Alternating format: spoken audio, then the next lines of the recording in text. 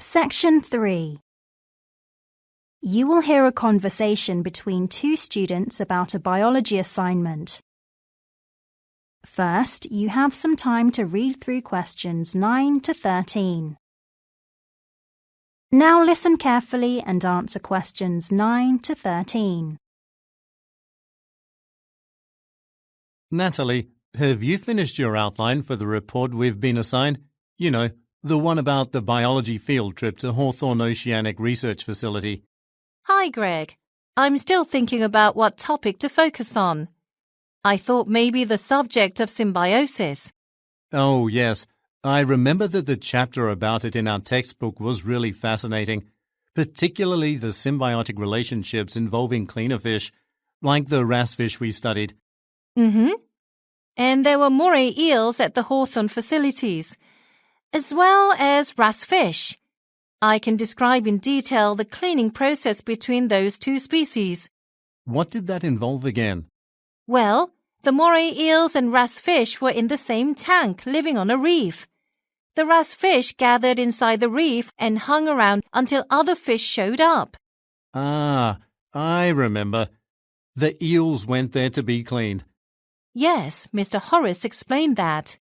He did. He said they usually gathered together near the cleaning station. Yeah, and then the wrasse fish would approach the moray eels there while they were resting. And that's when they would start the cleaning process. Right, I remember. First, they clean up the eel's gills by eating parasites and bacteria. Yes, they actually eat that stuff right off the eels. And they pick away the dead scales as well. Actually, you might also want to mention that the eels really rely on the fish because the parasites they eat are quite dangerous. Also, at the end, the moray eels would often open their mouths and let the wrasse fish swim inside to clean as well. I thought it was really fascinating to see that part of the process. Now, all I have to do is come up with some other examples of symbiotic relationships. Check out the list of references on Mr. Horace's course outline. I'm sure you can find something suitable on it. You now have 15 seconds to check your answers.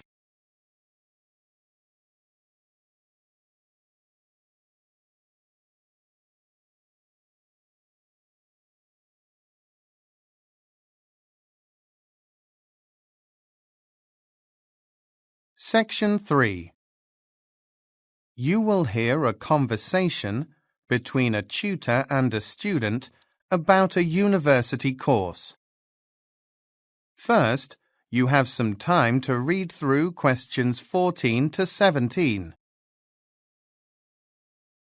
Now, listen carefully and answer questions 14 to 17. Hi, I've come to ask a few questions about the literature degree you offer. Oh, yes. Well, I'm a tutor for undergraduate literature students here at Southampton University. My name is Joanna. Could you give me your name? My name's Tom Atkins. I'm hoping to enroll in a literature program this coming term. Oh, really? Are you working at the moment?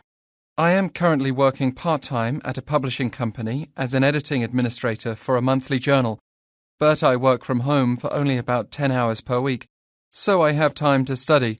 And I am particularly interested in the comparative literature course, especially the elements related to post-colonial literature. I studied that a bit in a previous literature class I took and am curious to learn more. That's my field of study too. So, are you interested in studying full-time? Yes, I am. And I'd like to know a bit more about the other requirements for the course, how long it will take, and what are the required courses and alternative courses. Of course. The degree takes 3 years to complete. In the first year, there are 3 modules you have to take, which are introductory courses in literature and literary theory, in addition to 1 optional module within the department.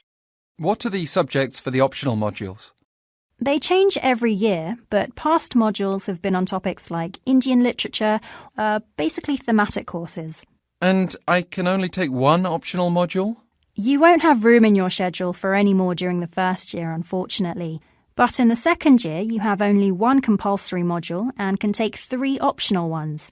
The second year's modules are much more specific, and they will allow you to focus your studies before the dissertation the following year. And then, in your third year, the modules will help determine the kind of research you do for your dissertation.